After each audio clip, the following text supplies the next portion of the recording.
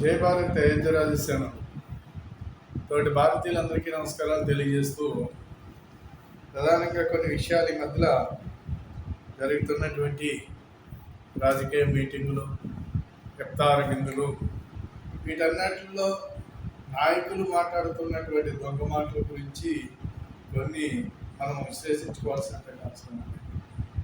ఇటీవల తెలంగాణ క్యాబినెట్ మంత్రి అయినటువంటి ఉత్తమ కుమార్ రెడ్డి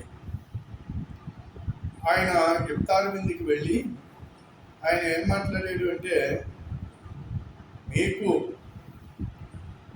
ఏ రాష్ట్రంలో కేంద్ర ప్రభుత్వం ప్రవేశపెట్టినటువంటి సిఏఏ ఏదైతే ఉన్నదో ఇక్కడ అమలు చేయము, మేము అసలు దాన్ని అమలు కానివ్వము, మీకు మేము భరోసా ఇస్తున్నామని చెప్పి అక్కడ ముస్లిం సోదరులకి ఒక మాయ మాట చెప్పి వచ్చాడు ఆయన. మరి ముస్లిం సోదరులు ఇది నిజం అనుకుంటున్నారో అబద్ధం అనుకుంటున్నారో నాకైతే తెలియదు, కానీ ఇది మాత్రం పచ్చి అబద్ధం.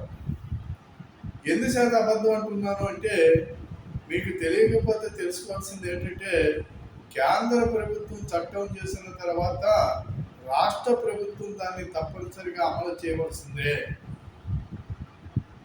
నెంబర్ 1.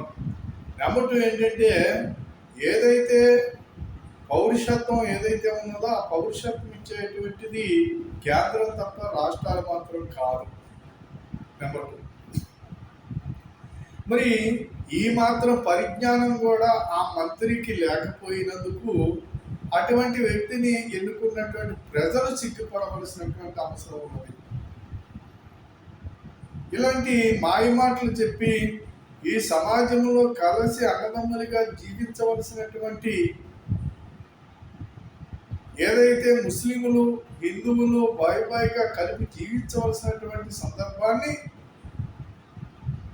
వీళ్ళు మాయ మాటలు చెప్పి దీన్ని విడగొట్టి విభజించి పాలించేటువంటి కార్యక్రమాలు ఇంతవరకు వీళ్ళు చేసుకొచ్చారు. గత 60 సంవత్సరాల్లో చేసుకొచ్చారు. వాళ్ళ కాలంలో ఎన్ని భాగవతాలు చేశారో మనందరికీ తెలుసు.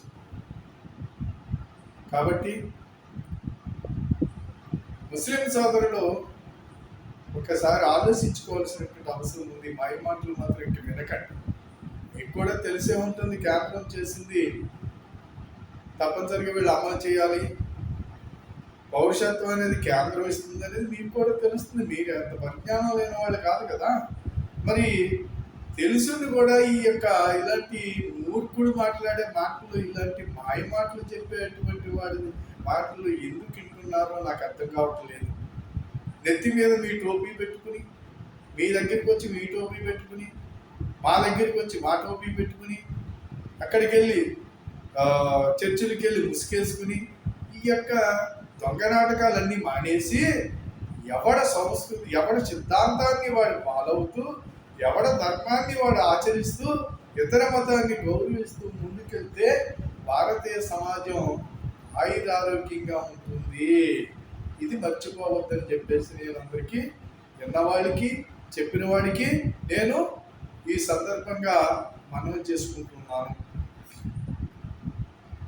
ఇది కనీస పరిజ్ఞానం లేనటువంటి మంత్రులకి ఓట్లు వేసినందుకు చాలా చింతించవలసినటువంటి అవసరం ఉందని చెప్పి ఈ సందర్భంగా నేను బాధపడుతున్నాను కూడా. సిఏఏ వల్ల ఇబ్బంది ఏమిటి? మీకు పౌరుషత్వం, ఎవరికో బయట నుంచి వచ్చిన వాళ్ళకి పౌరుషత్వం ఇస్తారంటే మీకు బాధ ఏంటి? మిమ్మల్ని ఎవరిని ఇక్కడి నుంచి బయటకు పంపిస్తామని చెప్పలేదు కదా. ముస్లిం సోదరులకి ఇలాంటి ఇబ్బంది లేదు కదా. ఇబ్బందులు సృష్టిస్తున్నారు. ఎందుచేతంటే రేపు పొద్దున్న ఏమంటారంటే, వీళ్ళు మేము ఆపి చేసాము లేకపోతే మిమ్మల్ని బయటకు పంపిద్దంటారు. ఇది కూడా మాయ సృష్టిస్తారన్నమాట.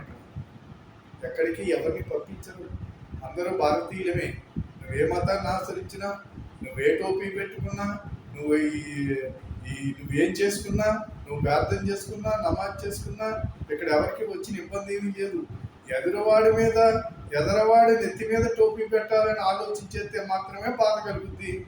కాబట్టి అలాంటి కార్యక్రమాలు మానేసి మనం అందరం కూడా ఐక్యంగా జీవించడానికి ప్రయత్నం చేద్దామని చెప్పి, ఇలాంటి మాయ మాటలు చెప్పేవాడి మాటలు వినొద్దని చెప్పేసి ఈ సందర్భంగా ముస్లిం సోదరులను కోరుతూ సెలవు తీసుకుంటున్నాను. జై భారత్, జై హింద్. ఈ వీడియో నచ్చితే 10 మందికి షేర్ చేయండి. మీరు ఏదైనా విషయం ఉంటే నాకు కామెంట్ రూపంలో తెలియజేయచ్చు. గౌరవప్రదంగా మాత్రం ఉండాలని చెప్పి కోరుతూ సెలవు తీసుకుంటాను.